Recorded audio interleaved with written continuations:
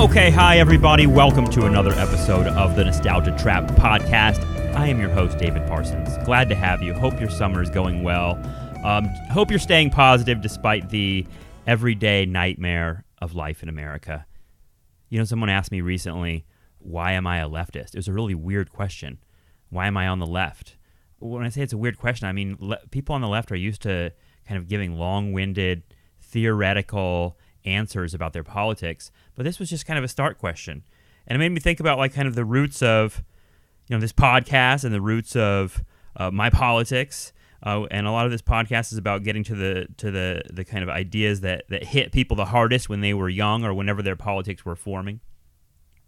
But if I had to say, you know, what's driving me like lately, a lot of those the clouds, maybe because I'm years out of graduate school now, the clouds of theoretical rigor are dropping away and things are becoming a lot more clear to me. And maybe it's the Trump years, maybe it's getting older, but there's something clarifying about kind of the purpose and the mission. And for me, honestly, like I am sick to death of watching people give their entire lives to capitalism. I'm sick to death of watching people rent out every day of their lives and never get anywhere. And see that blamed on a bad economy. When the economy isn't bad, it's fucking rigged. And it's been rigged for a very long time to take all the profits of our labor, the labor of me, the labor of our families and friends, and take those profits and give them to a bunch of fucking assholes at the top. And yes, there used to be a little more equitable distribution of that wealth, just slightly, when we had programs and the government essentially making capital distribute the wealth a little more equally. But we've never gotten to a point where the whole system hasn't been degrading. And I think that people are starting to wake up to that. And I don't know how we fight back because these psychos that run the system want everything now. They don't want anything close to an equitable distribution of wealth. They want it all right now. And they're being more aggressive than we've ever seen them in our lifetimes. So we need to fight back. And I don't know how we do that, but let's talk about it. My guest today is someone who I think has done a lot of thinking about this, and his name is Nate Bethea. Nate Bethea is known, I think today, the most as being the host of an amazing podcast that you should be checking out. It's called What a Hell of a Way to Die, and the podcast is about the intersections between the left and the U.S. military, which for many of the people who listen to this show understand that, you know, I wrote a book about anti-war coffee houses during the Vietnam War. I'm very much interested in the radical potential of the men and women that serve in the U.S. military. And I know that Nate is someone who has a lot to say about that. So we had a really great conversation. I hope you enjoy Nate Bethea. And do check out What a Hell of a Way to Die. It's an awesome fucking podcast that gets a lot deeper into these issues. But I wanted to talk to Nate specifically about kind of what he sees as the main purpose of that podcast and what he sees as the kind of what are the strong points in our revolution here in terms of getting the military on our side and what that means and what it means to be a leftist in the military. So we had a great conversation. I hope you enjoy this. And I hope you enjoy all the Nostalgia Trap content that we got out there. We have lots of stuff we're putting out this summer.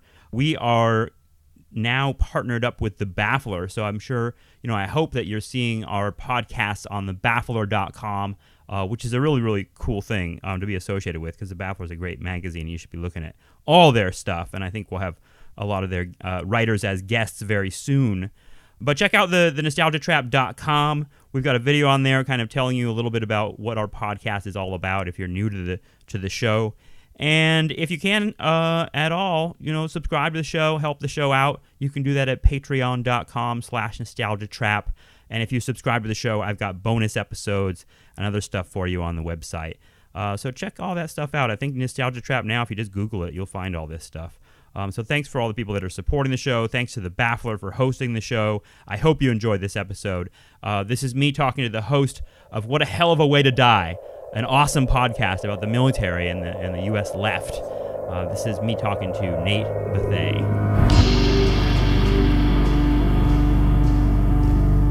You're someone who I've been wanting to talk to for a while because it's like your podcast is really awesome.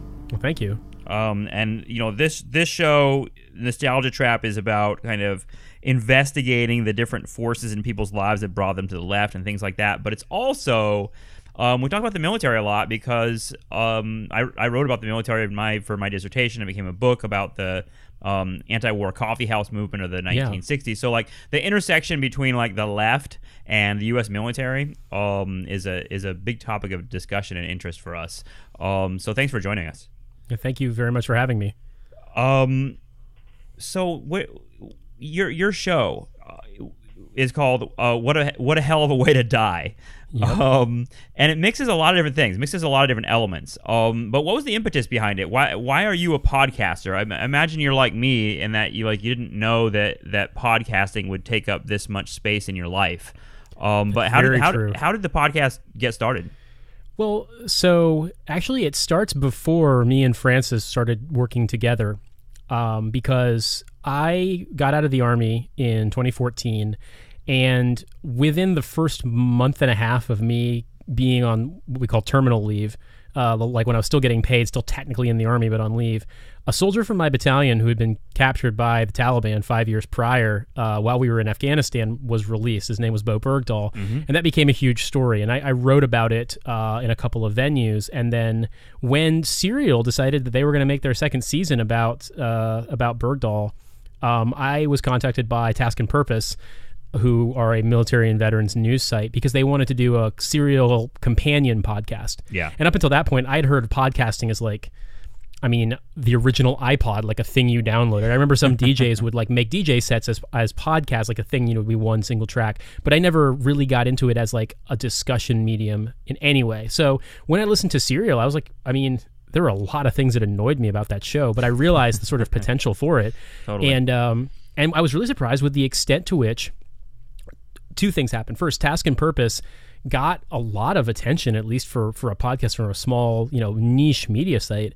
And then additionally, because of that and because of a little bit of other writing I did, I had a chance to go and talk to PJ Voigt from, what's the show called?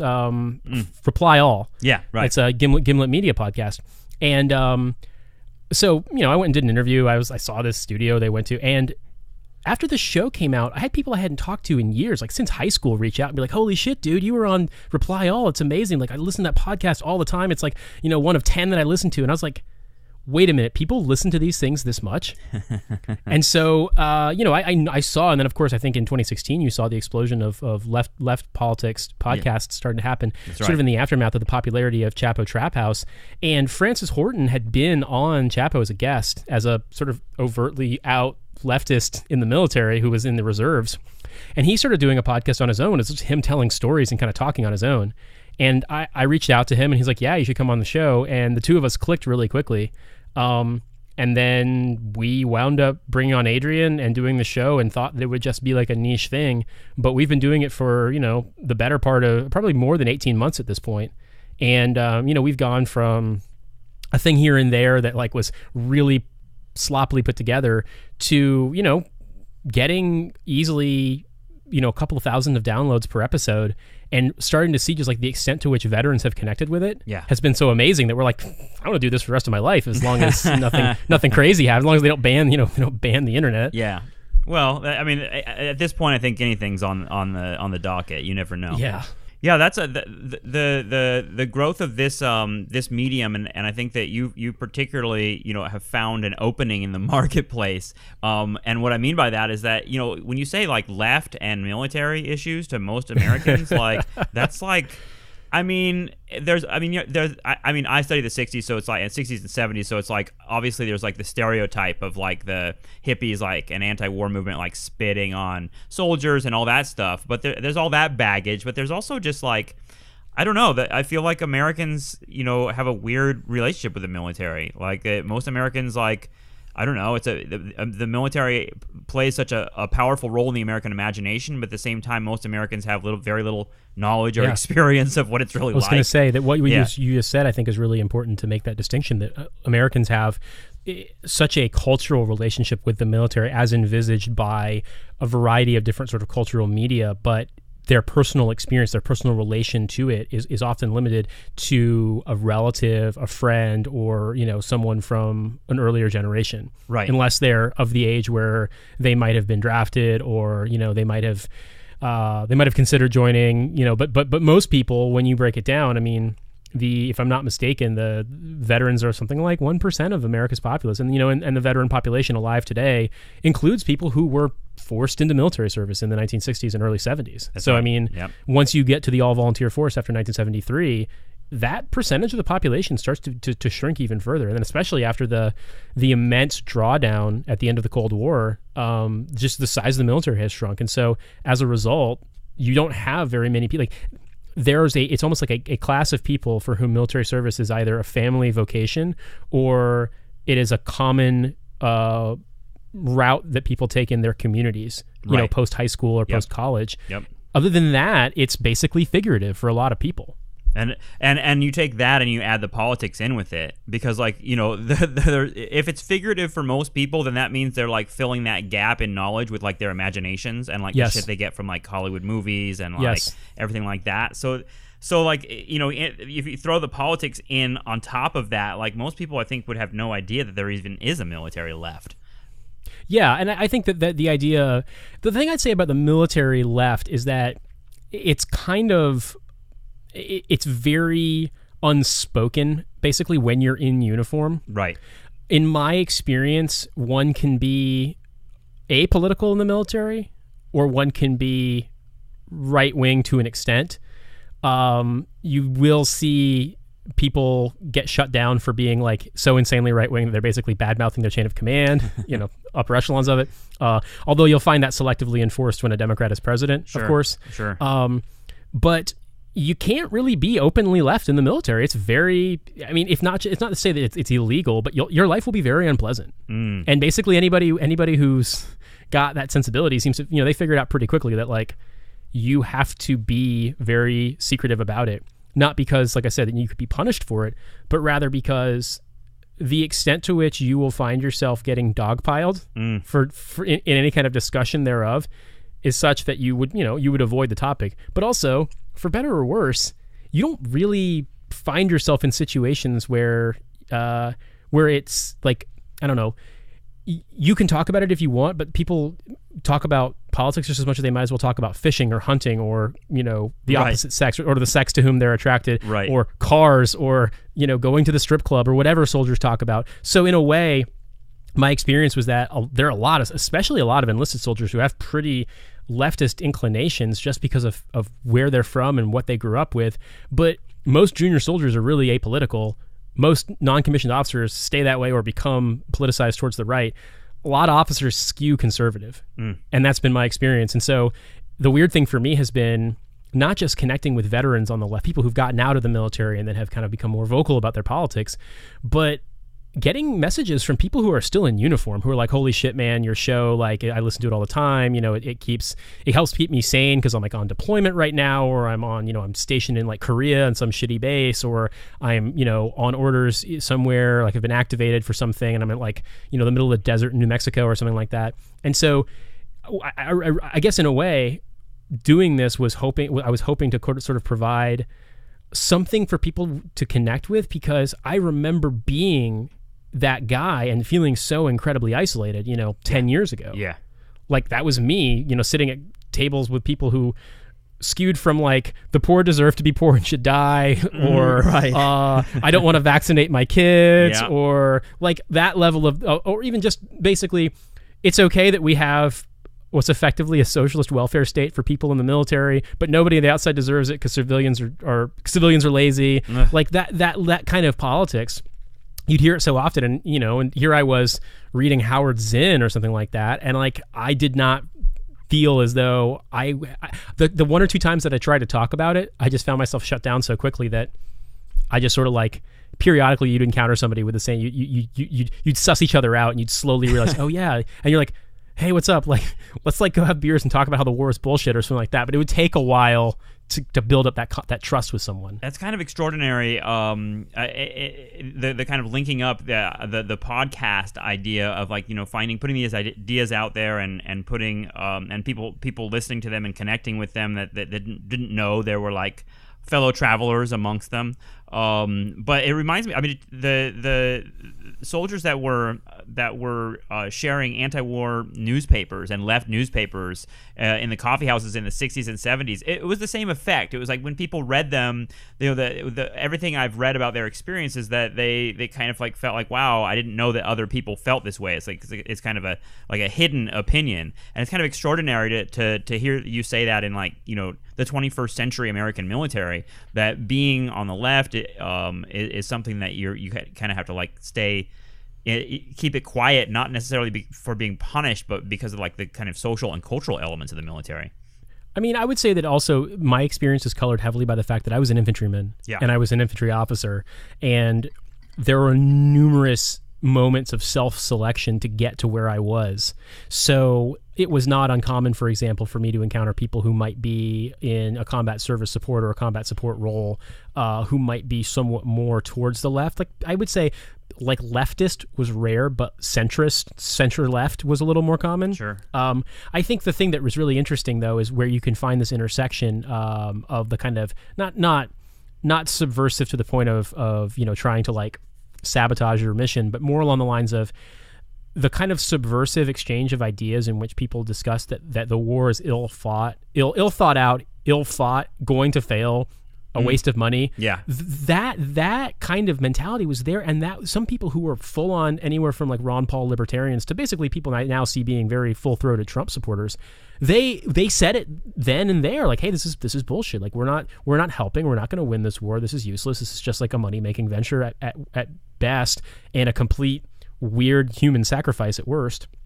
And so that subversiveness was there, but I think I need to read your book, and I apologize that I haven't. The thing about it is, for what you're describing, is I think the draft mattered so much in that regard. For sure. And so what's interesting about it is that the all volunteer force effectively depoliticizes military service for a lot of people. Yeah. Yeah. And as a result, I mean, the military is where you get free college, and you get guaranteed housing, and you get free healthcare for you and your family, and you might get sent to a combat zone and get killed. You might, get severely injured in a training accident and then get kicked out and have basically nothing.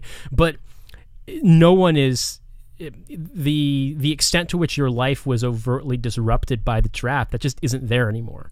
Well, what you're talking about the kind of opinion about the war, I feel like you're right. You're right. It must be hard to kind of disentangle people in the military who are anti-war or against the particular war that they're engaged in.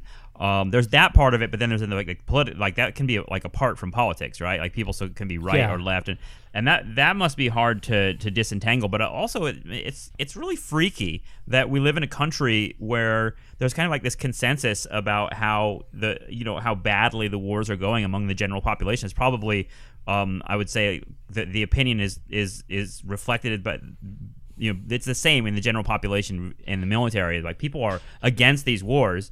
And whether they're on the right or the left, and yet they still continue, and it's just a really odd moment. I mean, Andrew Bacevich writes about that a lot. Yeah. That kind of idea that we're all at war and everyone knows it, and everyone knows it's wrong, and everyone knows that whether it's they think it's morally wrong or economically wrong or strategically wrong, most Americans aren't gung ho for these wars, and yet they continue forever.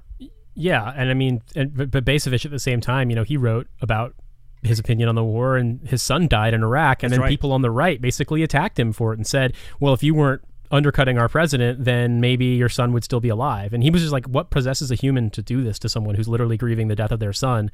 It's and brutal. You realize that there is a segment of the population that supports it. But I mean, one of the things that's interesting to me is that I can guarantee you that some of the people with whom I might have shared a cigarette at some point, in Afghanistan, who would say this is bullshit, this war is absurd, we're not going to win it, it's dumb, we shouldn't be here.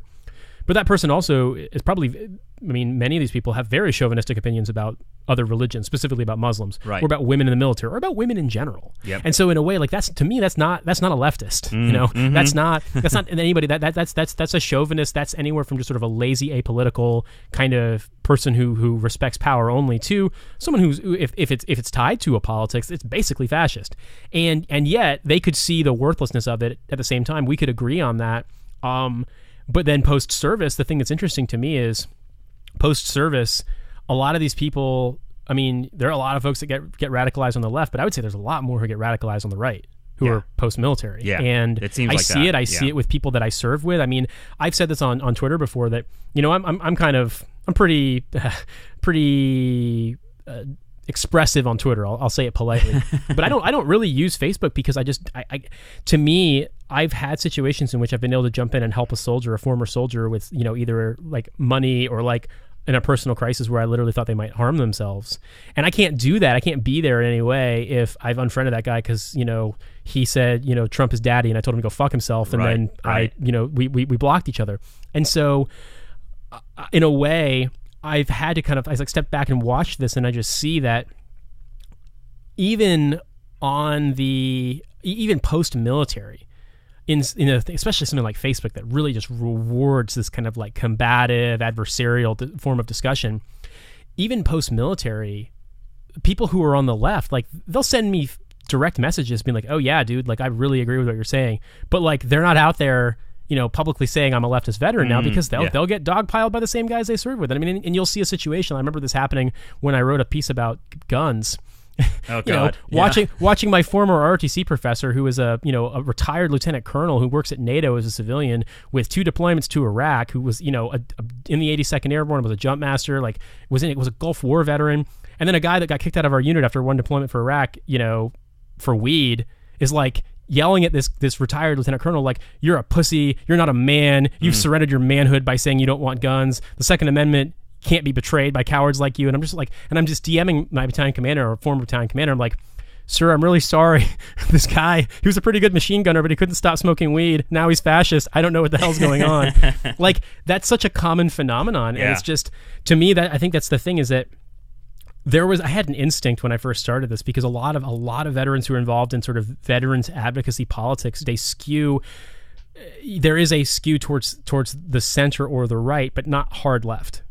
And I thought to myself, okay, maybe I'm curtailing potential opportunities, maybe I'm alienating people, but I realized that like liberal politics it can't solve fascism. It can't solve the situation that we have at this moment. Right. And if we're not out there putting out these messages about like how one attends to what you did in the military, who you are as a soldier, as a veteran, which is not to say that I want like people to, go to a struggle session, but that attends to the material realities of what we experienced. If I don't do that, and I'm not overtly leftist, and I'm not like saying, hi, I'm a socialist, this is a socialist veteran podcast. If I don't do that, then effectively what I get is like, here's how you can help your veterans benefits extend for an extra month, versus like howling fascist who's like, take up arms once again, this time against enemies in your own country. You know what I mean? Right.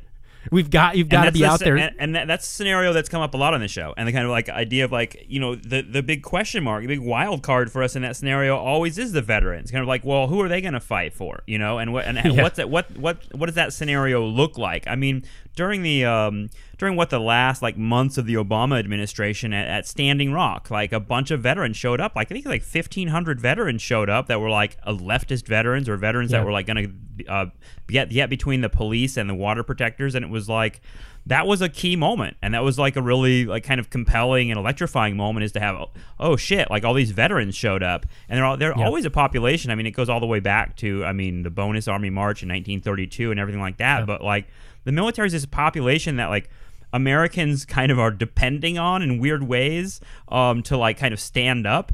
And you're right. I think that we hear the voices of the right. We hear the fascist veterans the most. We hear those voices. They're the loudest. And like, how do we change that? I think that you're at kind of an inherent disadvantage in the sense that there's a kind of censorial tendency against the left when it comes to like media and just the center in general. And we see that all over the world. We see that in the States. We see that in every English-speaking country. That it's very hard to kind of get an overtly leftist message out there. Yeah. Because you're going to sort of be policed up and in a sense, you'll be the victim of gatekeeping by a sort of centrist center-right media. Whereas I'm not going to say that they're overtly sympathetic towards the fascist veteran, the fascist kind of tendency, but they'll sort of make a spectacle of it and show it. Yeah, it's sexy. Exactly. Yeah. It's scary and it's sexy, and this thing is happening, and it's like rather than comment, for fear of not seeming objective enough, they just sort of let the message get out there, and it's like, I mean, I wish that some of those guys that went up there to Standing Rock were able to have the same kind of airtime that any jackass with a Make America Right. Great Again hat, or, you know, like I've had soldiers that went to go join the 3%ers in their various states, you know, that like I had one guy that went out to the Bundy Ranch, like they became hardcore conspiracy theorist libertarians that yet somehow, you know, libertarians who are convinced that the government is omnipotent and oppressive and going to crush them, but then also are okay with the government crushing their enemies. Yeah. And you know, and then obviously, I mean, we can spend hours talking about that sort of circuitous, self-defeating kind of, you know, like paradoxical mode of thought that you see in fascism all the time. But I think the thing that's the craziest to me is just, I don't get why veterans who deployed to combat, who oftentimes find themselves, you know, very, not necessarily overtly isolated, but, you know, at a disadvantage in the civilian world for a variety of reasons.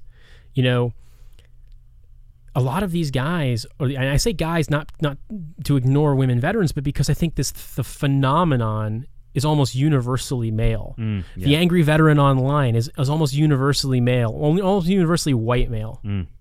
And you see this, it's like these guys are incensed because they feel as though their lot in life has been denied them because the government gives money to immigrants or minorities or whatever thing their, you know, the target of their ire happens to be. But then at the same time, they're like, the VA should give me more things. I should have more of this stuff. But it's also like, but I also hate the government, and the government shouldn't exist. Right. And it's like an inconsistent politics. Destroy the government. The government is universally bad, but don't you dare touch my VA disability pension. You know what I mean? Yeah. And it's like, yep. And so I think the thing for me is that in America today, it just strikes me that it's far easier for people to encounter in any media that you're talking about. It's far easier for them to encounter the kind of grievance politics that the right breeds, you know, by default almost. Yeah. And so, like, watching these guys that I served with just get more, like watching a guy that I served with who literally emigrated to this country from Ecuador, became a naturalized U.S. citizen, enlisted, spent 15 years in the enlisted ranks, became an officer, you know, was getting out of the army. He got out of the army, and now he does is post like anti-Muslim memes on Facebook about like how immigrants should be kicked out. I'm like, brother, the kind of people who believe that, they also think you should go too. Like, but you know, it's like I'm not going to berate this guy. He's got whatever, you know, he wants to say what he wants to say, whatever. I'll just ignore him. But you see that phenomenon, and you're like, why is it so easy for these guys to gravitate towards a sort of like eliminationist fascist rhetoric? Right. When these are the same people who would, you know, after one or two beers would tell you, quite frankly, oh yeah, everything we did in Iraq was useless. Like, it didn't accomplish shit, you know? That to me, like, the idea that you seem like you're so close to being able to have that realization. Yeah, totally. Yeah. And yet you don't. And so I'm interested in your perspective, because, I mean, from what I know, what little I know, it seems to me that, like, the narrative of the aggrieved veterans being mistreated by elitist hippies in the Vietnam War seems like it's that's the way that you know, malign the anti-war movement, is say that it was elitist, it was these draft dodging college grads who were, you know, upper crust people who were lazy, who were, you know, as like these John Kerrys, these Jane Fondas. Yeah, and also you create an image of like a monolithic hero soldier who returns from the war and is, you know, mistreated by these people, and instead of like seeing the military and the people in the military as like a diverse group of people with a diverse set of politics. Yeah, and I mean all of that was like Nixon was, Nixon was very much about like using the prisoners of war as kind of these symbols of American valor, and American valor that was being literally spat upon by the anti-war movement. So he used them as, I mean, not unlike many other presidents, like he used them as shields. I mean, Trump is doing that right now in a really like grotesque way. Like, I mean, it seems like whenever Trump is like, kind of seems like he's on the ropes or seems weak, he goes to some like veterans dinner somewhere and like just like whines to them about how nobody gets him and they're the only group. And like it's really sickening to watch that, knowing how diverse a set of people are in the American military and are veterans. Well, I mean, I'll tell you, we do Facebook ads for our show, and we try to control for not getting angry Facebook grandpas as much as we can. But it's weird to me because, I mean, what you're describing, those kinds of people invariably wind up in our mentions one way or the other. And it's like, it's the most grotesque kind of like, you're, you know, making transgender jokes, making, you know, you're a liberal on welfare jokes, like all of these jokes. There's so much gender stuff going on with that stuff. It's very, very much related to like, invariably where they think that somehow, I don't know, like that seems to be the line of attack. And it's like there's like the three things, like you drink soy milk, you're transgender, or you weren't actually a combat veteran, or you weren't a combat MOS, and blah blah blah. Well, that's American masculinity, man. It seems like the American soldier is like the icon of American masculinity. So any deviation from the like kind of narrow image of what that is, and like totally culturally created imagination shit, but like any deviation from it is like ultimately, like you were saying, like that your commanding officers are going to call you pussy. They're going to like, you know, they're going to emasculate you and call you a fag, and like they're going to like attack your manhood if you stray from that. And straying from that includes like anything that's left of center politically. Well, yeah, and I mean, I think that really, if you're in the military, if you're on, specifically if you're on active duty, and I would say also if you're in a combat arms unit in the Guard, yeah, if you're overtly left, like you're going to encounter some difficulties because people are going to assume that you're bad at your job because of your politics in a way that they wouldn't in the reverse. They wouldn't for someone who's on the far right. And I mean, Kurt Schlichter is not an anomaly in the sense that, you know, Kurt Schlichter, for example, was an active duty Army officer, got out in like after 4 years or 5 years active duty service, went in the California National Guard, became like a full on, just, I mean, like kind of cartoon parody of a wealthy fascist. Yes. In the sense that he's a lawyer who specifically helps business win cases, like win class action lawsuits, like, you know, defeat class action lawsuits, and helps to lobby for laws to make it easier for businesses to like evade EPA regulations in California. Just a total piece of shit. Yeah, piece of shit. Stayed in the Guard, never deployed to combat in the post 9/11 wars. You know, ran a right-wing talk radio show, you know, wrote columns for like the Daily Caller or something along those lines, like one of those things. And that was fine. But you're seeing, for example, like anybody somebody who's in the reserves or the Guard is allowed to make political statements when they're not in uniform. But like you just noticed that there was a woman Army captain who was a reservist who got activated. She posted a bunch of tweets while she was on orders, and of course all of the MAGA grandpas are trying to drag her over the coals because the idea is like, how dare you be political in uniform? When I mean the equivalent, one has to cross so many red lines as someone on the right in uniform before finally your chain of command will be like, dude, either stop or we're going to punish you. I mean, there have been people, like there was some Marine who wouldn't stop basically saying Obama was X, Y, and Z expletive on his Facebook feed. And after like 4 or 5 warnings, they finally kicked him out of the Marine Corps. But meanwhile, I mean, had he stopped, he probably would have been allowed to continue. Yeah. Meanwhile, the only contemporary example that comes to mind of that on the left is Spencer Rapone, but he was an officer, and that makes things a little more challenging because there's specific language in the UCMJ that says you can't, as an officer, not only can you not speak badly about the president, but you can't speak badly about any elected official. Is this the dude that had the sign that said like communism will win inside his hat? In his hat. Yeah. So he was an enlisted soldier. That's a great troll, by the way. Yeah. Oh, it's amazing. Well, the Che Guevara shirt under his West Point uniform made a lot of people mad too. I mean, that's what made Marco Rubio write a letter basically telling the Army to punish him. But this is funny, right? So Spencer and I are friends, and Spencer was actually, he'd already graduated at West Point. So he graduated in 2016. The photos came out in 2017. He was on active duty at Fort Drum, New York, as a infantry officer. And so he was prior enlisted. He was in the Ranger Regiment. He deployed to Afghanistan. He then went to West Point. We interviewed him on the show. He basically started kind of acquiring leftist politics while he was enlisted. He hoped he could make a difference as an officer, and then by the time he graduated, he's like, "What did I get myself into?" But the funny thing is, so he wears this shirt, right, that has Che Guevara's face on it, and he reveals it under his uniform. Marco Rubio writes this angry letter to West Point, telling West Point to punish this cadet. But here's the thing, right? This guy's an active duty Army officer, and Marco Rubio is a sitting U.S. senator. You would think someone on his staff might be able, as one of 100 senators in the United States, to get in touch with someone at the Department of Defense and be like, "Hey, who is this guy? Like, is he in the Army or is he a cadet at West Point?" Like, they didn't. And then and what you realize was, because he hadn't been at West Point for like well over a year at that point. He had graduated, but it's like. Without getting too much into the minutia of this, I think that you just realize that so much of like the outrage around like, how dare you do this, how dare you do that, to the point that like a senator thinks he can score some points by getting in on it. Right. Because it's a leftist in uniform, and he knows that that's absolute red meat for his constituents. Whereas in an equivalent situation on the right, I just can't see, somebody like Kirsten Gillibrand writing a letter, right? Or Bernie Sanders writing a letter, or Rubio isn't even that far right.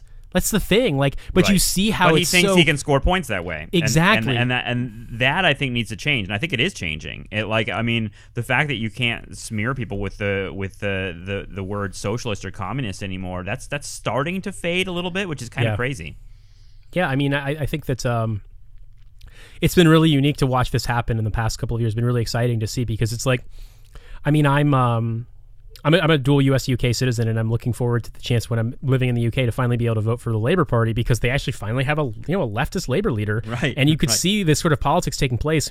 But you see, a similar situation in the US where like you're actually starting to see this manifest in some politics here, and it's weird how when the right tries to drag out these old boogeymen about like that thing that it was done to death, but Sean Hannity putting up Alexandria Ocasio-Cortez's platform as if like she was saying she wants to eat every baby in America, and it literally says help seniors, Medicare for all, free college. I wonder, and we've been saying this for a while, that like and now we're seeing it kind of happening in real life, but it's like we're like, for 8 years, the right fucked up maybe by calling Obama a socialist for so long, because like it eventually made people curious as to what socialism actually was, because it certainly wasn't anything Obama was doing. So anyone that was like frustrated with Obama, but like kind of prepared to like, or curious, I guess left curious, could like kind of find socialism and find that like, wow, it's like not exactly what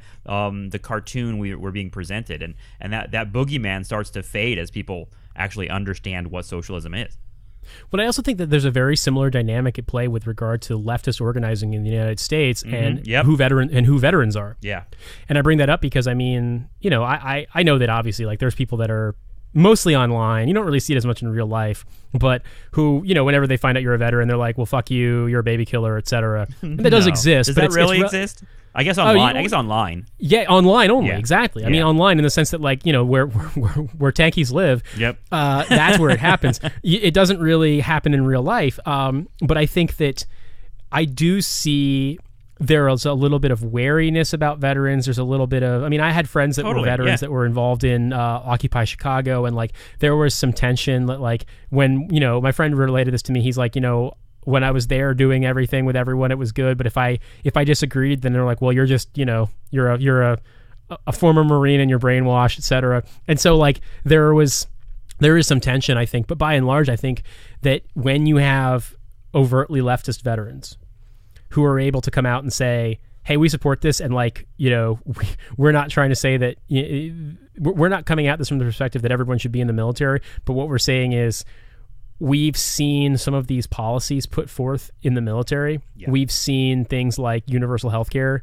We've seen like universal health care that's literally run by the military. Like it's not single payer in the sense that the government's paying the bills to private practice. It's literally military doctors. Mm-hmm. We've seen you have things like the GI Bill where, if you go to a state school, at this point, I believe it may be nationwide, but most states at this point, if you're going to a state school, the GI Bill automatically makes you in state, and then it covers your full tuition.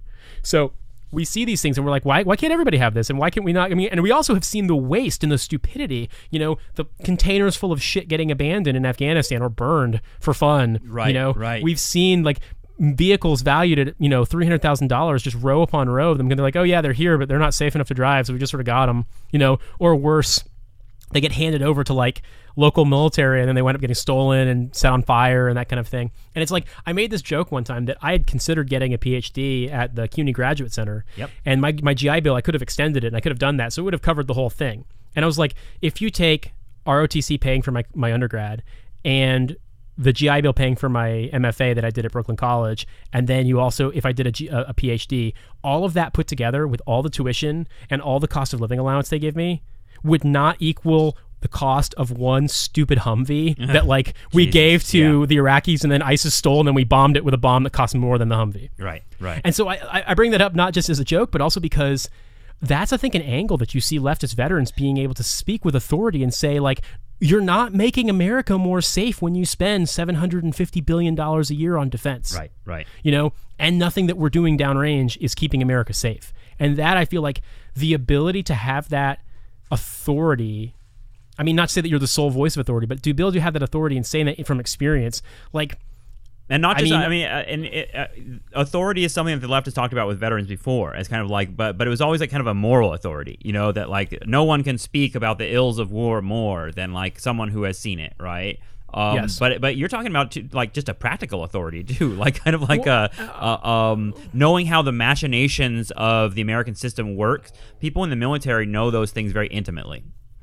Yes, and I mean, I wish that there was more that we could do to speak to not just the issues in the United States, but also like what we do abroad. I wish that there was more impetus for a much more disruptive anti-war movement. Mm-hmm.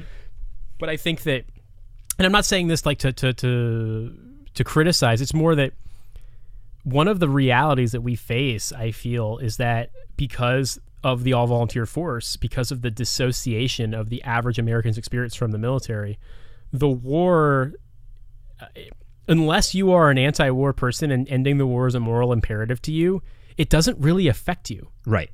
And that, I think, is the thing that, like, that's what's allowed us to be in a state of permanent warfare since September 11th. Yeah, no, I totally agree with that. I mean, it's a luxury. I mean, you don't have to think about war if you don't want to. For, like, the vast majority of Americans are just like, I would rather not think about it. It's almost like the way that people, flip the channel when they see the commercials with starving African children on it, and it's like, no thanks. I don't need that clouding up. I think most Americans are incredibly disturbed, and they know that like this is going to fuck us over in the end. But it's something so massive and abstract for most people that it's like, well, what am I going to do about it? I'm just not going to think about it. It's like climate change or something so big and so seemingly permanent that it just seems like most people accept the powerlessness over it, if that makes sense. I don't know.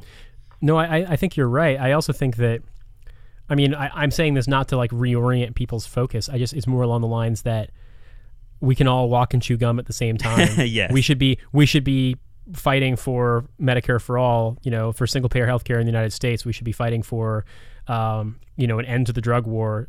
We should be fighting for reparations for disadvantaged people in this country. We should be fighting for all these things, but also the war is part of that. Yeah, totally. And the war's got to end, and we got to end it because we don't have any moral imperative there. Like in fact, like nobody, like what we're doing in Afghanistan is effectively fighting.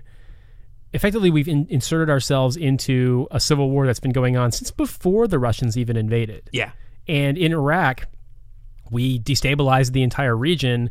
And then, had we left before, things got crazy in Syria, I don't know what it would have looked like. But because of the aftermath of the Arab Spring and because of the aftermath of sort of realignments in the region, like now we're effectively trying to prop up an arbitrary border for an artificial state created by the British. Right.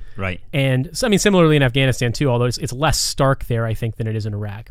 And so in a way, we've wound up bogging down in these wars that don't have a tangible goal.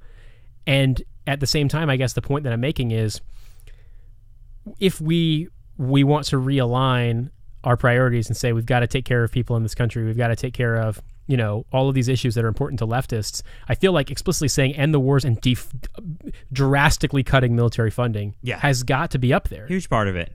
Yeah, for sure. I mean, it makes me think of, like, I don't know if you've ever seen like Bill Hicks routine, like comedy, like he did his like main like one of his like big bits is about kind of how in order to achieve like all the goals of leftism, we have to like liquidate the U.S. military and use all the money and resources that we use to kill people to like help people around the world. And like that's his kind of vision. He does it in a lot like snappier 80s stand-up comedy way than I just did it. But the point remains that like the kind of, and that's something that Basevich brings up a lot, the kind of like this kind of like insane military machine that is, you know, really benefiting nobody, takes up most of the resources that could be used so much better. Yeah, I mean, I always make the joke, Francis and I make the joke, we're like, we'll happily go back on active duty if we get deployed to like go help reforest areas of you know, across the world to like decarbonize the economy. Like, that's awesome. You know, that kind of a thing. But like, I what I did in 7 years in the Army, I don't believe did anything to make America safer. It certainly didn't do anything to make Afghanistan safer. And damn, you know, I was just about to thank you for your service too.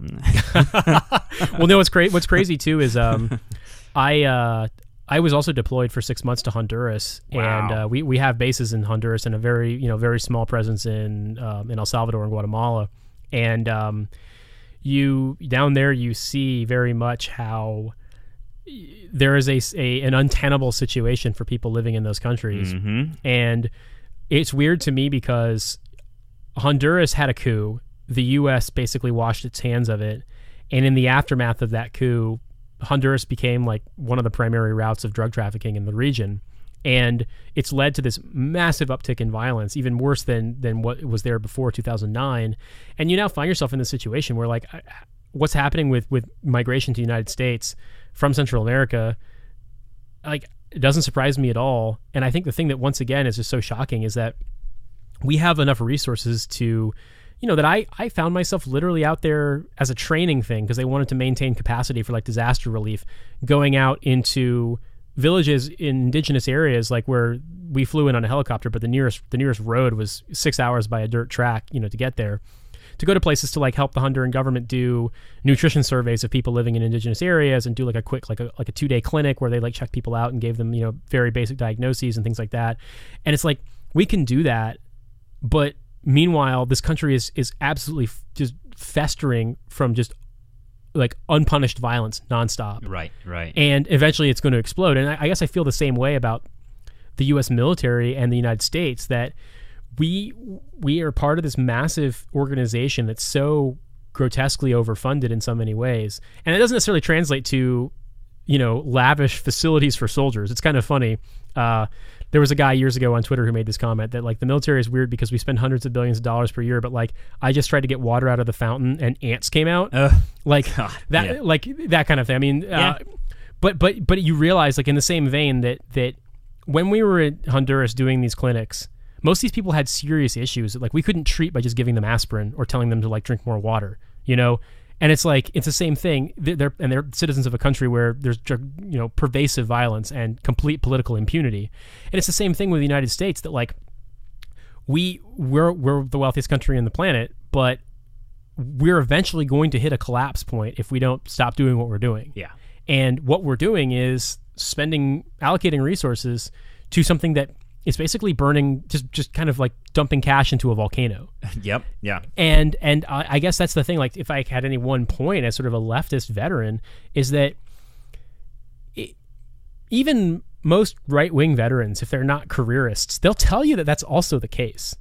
You know? Yeah. Like, right. Like you deploy to Iraq or Afghanistan, and if you're not out on like a combat outpost somewhere where you're in the suck all the time, you rotate back periodically to a base where, like, you know, people who are there eat 3 meals a day cooked for them by people who are making anywhere from $60,000 to like $120,000 a year tax-free to work for like Fluor or Halliburton. You know, there's 8 different kinds of ice cream. There's, you know, strawberry milk, banana milk, chocolate milk, vanilla milk. Like, there's all this just like weird excess for, you know, a conflict that isn't going anywhere. Right. And you ask yourself, like, Why? Yeah. Why? Yeah. And how is this sustainable? Yep. But it won't be long. I hate saying it, but it won't be long before people who enlisted after 9/11, people like, maybe a year older than me, because I was a junior in high school, will be hitting the point at which, if they're still in the military, they're able to retire because they'll have spent a 20-year career in the military with the country being at war nonstop. Unbelievable. And I teach college, so all my students have, the country's been at war their entire lives. Yeah. Which is a trippy thing. And you talk about like disconnect. I mean, most of them don't really consider military service if they're in it, depending on which college I'm teaching at, like if it's a private school versus a public school. But like most of them, like they don't consider military service as a kind of like realistic option for them ever. Like it never even entered like the landscape of possibility in their lives. And like the thing that returns again and again is, like you said, is like family connection. Well, none of them have a family connection to the military, and their families actually encourage them to like stay away from that. Like they just saw it as a black hole. In every way. Francis, his dad was in the Army. His older brother was in the Army. Me, my dad, my mom and dad were both in the Army. Yep. All of my uncles on my dad's side, except for one, were in the Army. Like, so it was a family vocation. But the weird thing is, nobody in my generation of like my brother or my cousins, nobody joined except me. And why did you join? I think I joined because, so I actually had wanted to join before 9/11. I'd wanted to join the Navy actually. Yeah. But really, I think it came down to, I thought it would be interesting, and I knew I wanted to be a reporter or a writer in some capacity. And I thought to myself, well, if I spend a couple of years in the military, then I'll at least have some basic semblance of knowledge of what it's like, so that if I report on it, like I'm going to be in a better position to write about it. But like I didn't think to myself, okay, I want to go fight in a war. It was me, like I was like, yeah, I want to join. I made up my mind to join between my sophomore and junior year of high school. And then the beginning of my junior year of high school, 9/11 happened. And I applied for Navy and an ROTC scholarship, and I wound up getting the Army one. And then I don't know. I stuck with it. Did you think you would go to war? Like when you joined, did you think like that was a distinct possibility? I mean, it seems like that was like what all of us were thinking when 9/11 happened, is that we're going to be at war for a long time. Did you think that was a possibility? And how did you how'd you contain that in your mind? Did you want to do that? I literally didn't think it was going to happen to me, but then towards my end of my junior year, beginning of my senior year, when Iraq became bananas, right? When in early 06, when there was the mosque in Samarra that was one of the holiest sites in Shia Islam was destroyed, and basically it went full civil war. That's right. In Iraq for a while. It started and the surge happened, and seeing that, I just remember thinking like, wow, I'm probably not going to get out of this alive. I remember that sensation. But at that point, I had already signed a contract, and I guess in a sense I was like, well, I'm just going to hope for the best. It actually got less. I don't know, when I was around people who had deployed, when I was in a unit, it was less frightening. It was just more like it's a job. Like you go and you do it. I think the thing that was the weirdest thing for me was, I guess I never thought that Afghanistan would still be going on.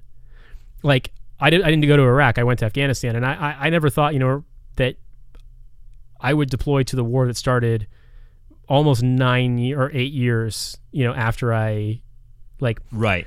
I deployed in early 09, so at that point the war had been going on for like 7.5 years. And I just didn't think that was going to happen, because World War II wasn't even that long. Nah, yeah, I know. I mean, the Vietnam War was. About, like, I mean, I don't remember what year that film Restrepo came out, but that was like, kind of mid through the war in Afghanistan, and it was like, I remember watching that film and just being like, understanding how futile the whole mission seemed, and that was like years and years and years and years ago, and it's like incredibly disturbing to think that like American soldiers and others are fighting these wars over there for no reason.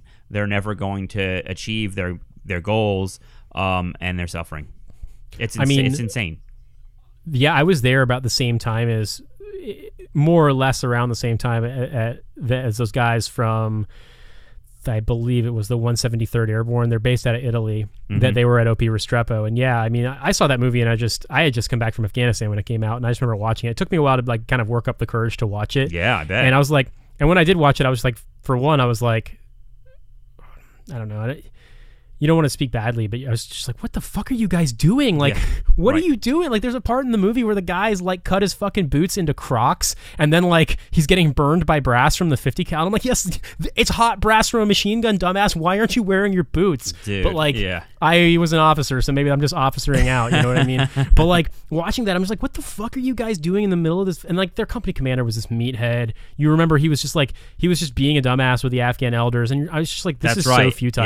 Yep. This is so futile. Like, these guys are out there fighting this fight. They're never going to be the same again. They're getting fucking hit with indirect fire and mortars every day. They're in firefights like at least once a week. Like, their friends die. A guy gets fucking killed, you know, on an operation, and you're just like, but this is this basically unpopulated valley in the middle of nowhere in Kunar province, and it has absolutely no strategic importance. We're just there because we decided we're going to be there. Yeah.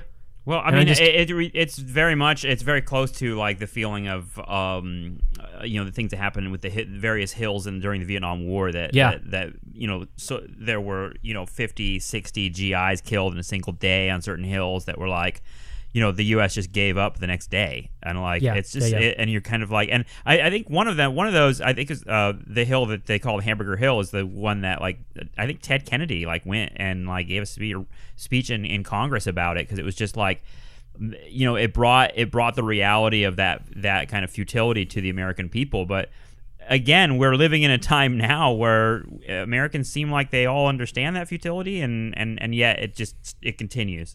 I guess I just look at it that I want to hope that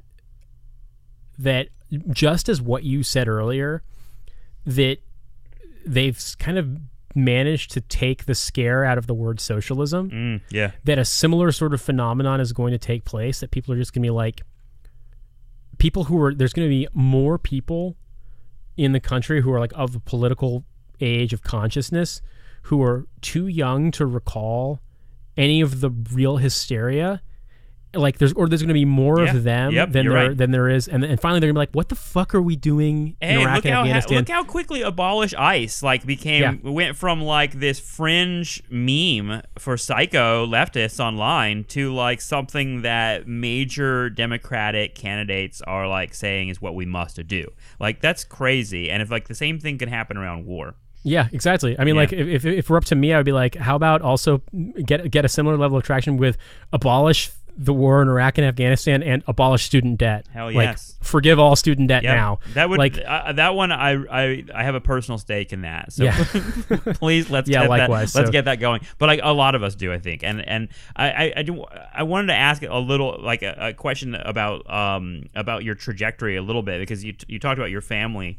But like you mentioned with like the Spencer Rapone that like his trajectory was one where he like kind of was a bit of it sounded like he was a bit of an idealist and like convinced himself that he could do good and be like that like person that like pushes the institution to do good, and then ultimately like grows cynical and realizes that like that it's futile and not going to be able to do that, and like that's the radicalizing force. Is that a common trajectory for people that end up in the left military people?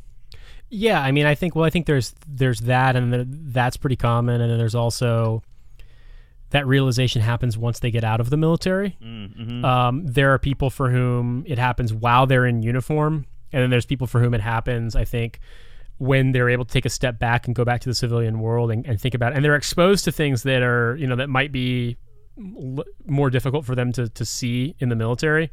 It's funny, I can't remember the number. I'm going to sound like an idiot when I say it. But periodically, people would send like gifts, sort of any soldier things.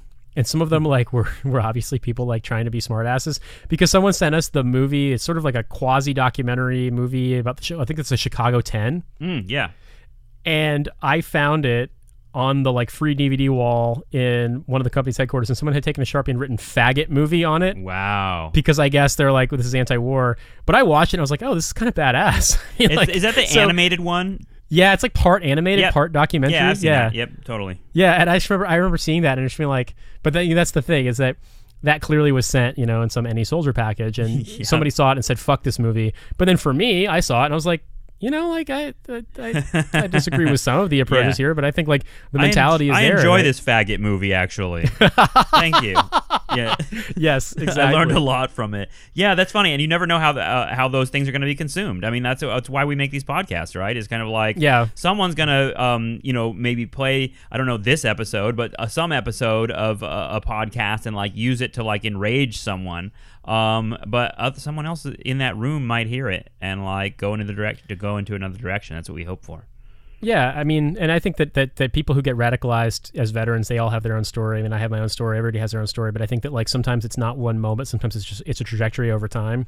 And I think that a lot of it is just sort of like getting to the point where you're willing to be honest about your experiences in a way that's not trying to convince yourself that the experience was something that it wasn't. Right. Yeah. And for me, I mean, I kind of thought that maybe we could do some good in Afghanistan, but when the next unit replaced us and I saw like just how futile it was because they just came in and like, yeah, fuck everything you guys were doing. Let's just go out and kill people. Ugh. Not like let's go out and kill civilians, but like let's go and find as many opportunities as we possibly can to get in contact with the enemy. Oy. But like, who's the enemy? Like the enemy is just like, young men from between the ages of like 14 and 25 who are just getting paid $100 a month to shoot people. Like they're not that functionally different than any.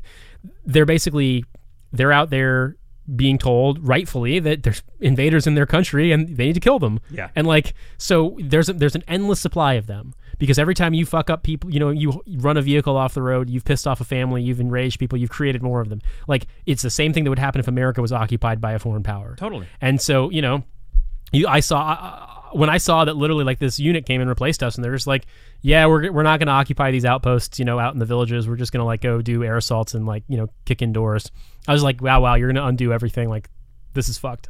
And I think the moment that really, really dawned on me was the operations officer for the new battalion. I was in a meeting with him and he was talking about like something. He's like, yeah, but he was an Iraq vet. He'd never been in Afghanistan. He's like he's talking about like, making sure that we're getting the message out. He's like, yeah, but how Haji thinks. Like, that's just the way that it's going to go. And I was thinking to myself, like, but you don't know what they think. You've never been to this country. Like, they're not the same people, believe it or not. Right. And like this is a major in the U.S. Army. Yeah. It's like, and so I just realized, I'm like, yeah, it's useless. There's no way. So were those your like some of your radicalizing moments? Those were some of the moments where you kind of like turned to away from the idea that you could like do good within the U.S. military. Well, I mean, yeah, but the biggest one for me was I had an incident take place at a base in the city where I was living in a base about 500 meters from where it was a car bomb, or actually a car bomb was a different story. A bomb went off that someone had planted in a wheelbarrow. It blew up a police checkpoint. It killed a bunch of civilians, and they brought a bunch of people to be treated at the compound, the Afghan compound where I was. I was sort of a U.S. liaison with a couple of soldiers, and one of them was a kid, about 14 years old, and they wouldn't let me. I had a medevac request for him, but he had a pretty severe brain injury, and they were like, no, he's going to die. Like, we can't help him. And they stood down the medevac that I called, and so this kid died. And I mean, they had bed space, they could have saved him. I don't know if his quality of life would have been anything better, given how severe his injury was. I mean, he was pretty bad. Yeah. And I don't know if it's just like solipsism to be like, oh, this is this one thing, but I mean, seeing that people were like, we could do something and we could help these people, but we're not going to, in a situation like that where you literally could save a child's life. And the fact that like that was too much of a bureaucratic hurdle, I was just like, that to me was like the one big moment. But other things too, I mean, and that connects to the larger politics, like the idea that we were just talking about like kind of like you seeing what the potential for what we can do, and that we're not doing it, and that we're in fact spending our resources doing the opposite is just intensely frustrating. Yeah. And not only frustrating, like infuriating. And I think it is a big driver of the politics for sure. I mean, I recognize that feeling of like, we are so powerful, and yet we're wasting it, and not only wasting it, but doing the wrong thing with it. Yeah. I mean, I think that every time you see a GoFundMe for someone who's like bankrupt because their child is dying of cancer, or that woman who got her leg hurt in Boston and she was crying, like, please don't call an ambulance. Jesus. I can't afford it. Yeah. That kind of a thing. Like, so dark. When you see that, you think, you're like, there's something very deeply sick with this country. And yeah, I mean, well, I think there's a million things I can ask you, and I love your podcast. I do want to ask you one last thing, if we can talk about the left and guns really quickly, because yeah, of course. Because I don't know. It's something that has come up, especially in the last year since the like kind of March for Our Lives thing happened, and Emma Gonzalez and David Hogg, and then becoming like heroes of like, I don't know if you would even call it the left, but heroes of like liberals, and they're calling for gun control seemed to be like an issue that was like uniting liberals. But then there's all these like voices on the left too that are like, no, that's the wrong direction to go. And where are you on all of that? Because I know it's complicated, but like I find that the veteran voice is always one that I want to listen to. I mean, for one thing, I don't think anybody has any reason to have AR-15s or similar magazine-fed semi-automatic rifles that are, such high power. I mean, in the sense that the damage that those things do to people, they're meant to kill people. Like, they're not particularly useful for any kind of hunting besides, like, killing pest animals. Nobody needs them. I mean, there are plenty of reasons why people need guns, and they don't need those things. They don't need AR-15s, whether they're 10-round magazines or 30-round magazines or these ridiculous 60, 90, 100-round drum magazines or whatever. They just don't. I mean, flat out. Yeah.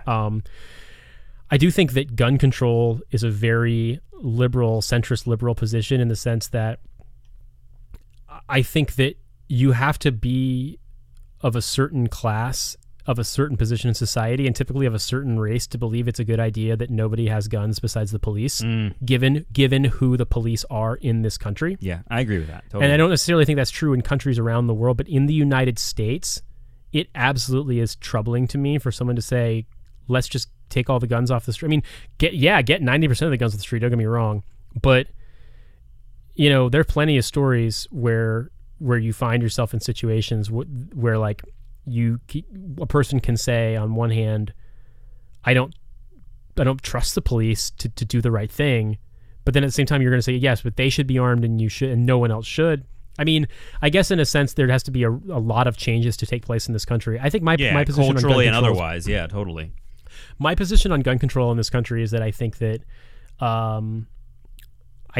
there should be a massive buyback of handguns and AR-15s, semi-automatic high-powered rifles.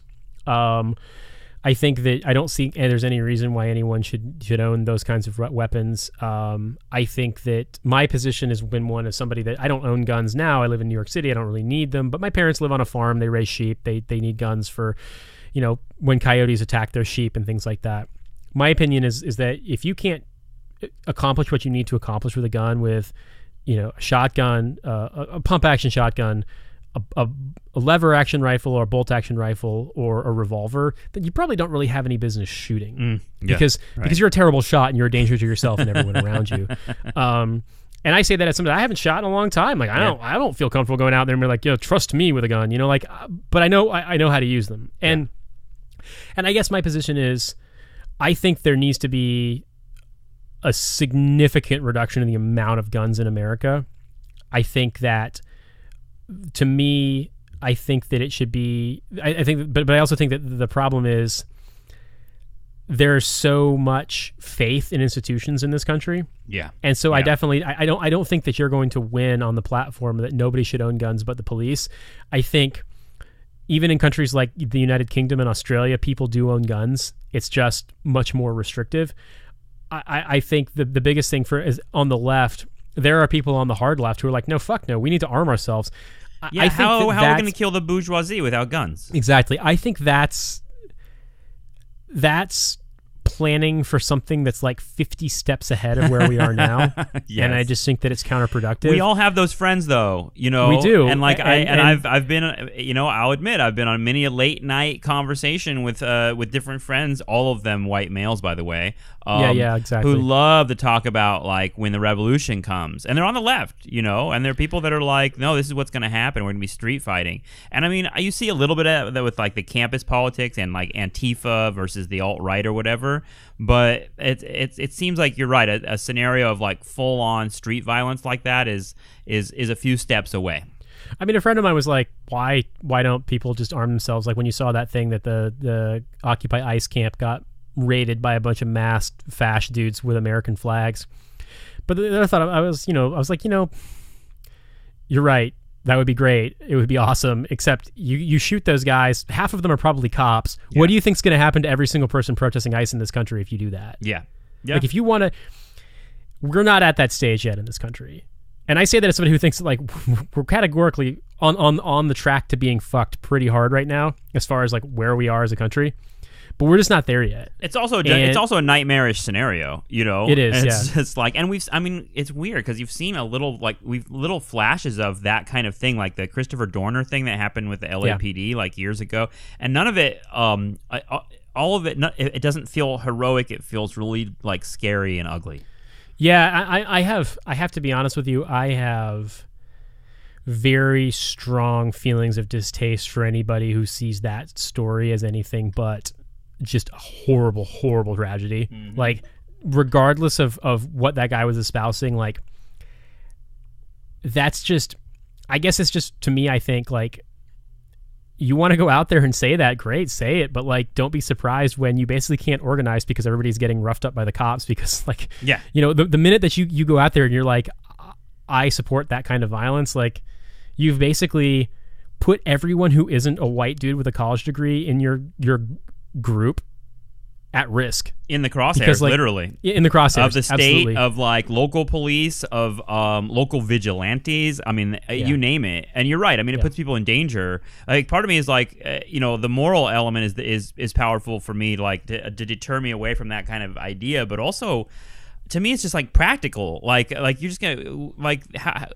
Who thinks they can beat like the U.S. state and U.S. law enforcement and like that's impossible. And like there's a moment in like this film Berkeley in the 60s. It's like a documentary about like exactly that, Berkeley in the 60s. Mm-hmm. But like there's a moment where it's like 1969 during the People's Park protests where the National Guard came in and kind of like pushed everyone, kettled everyone into campus, and then they had helicopters over them that were pouring tear gas.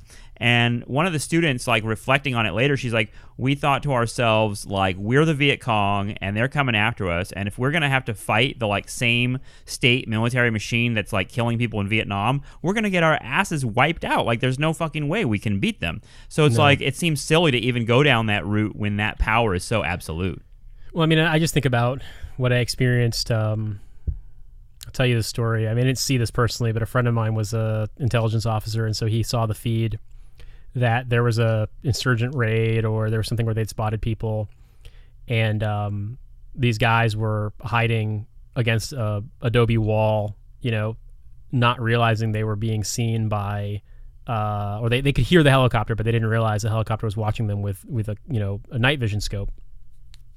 And these guys were all back to the wall, standing motionless, very slowly taking the SIM cards out of their cell phones because they thought that the helicopter couldn't see them if the SIM cards were in their phones. And then as soon as the helicopter got clearance, it just shot all of them and killed them. Ugh.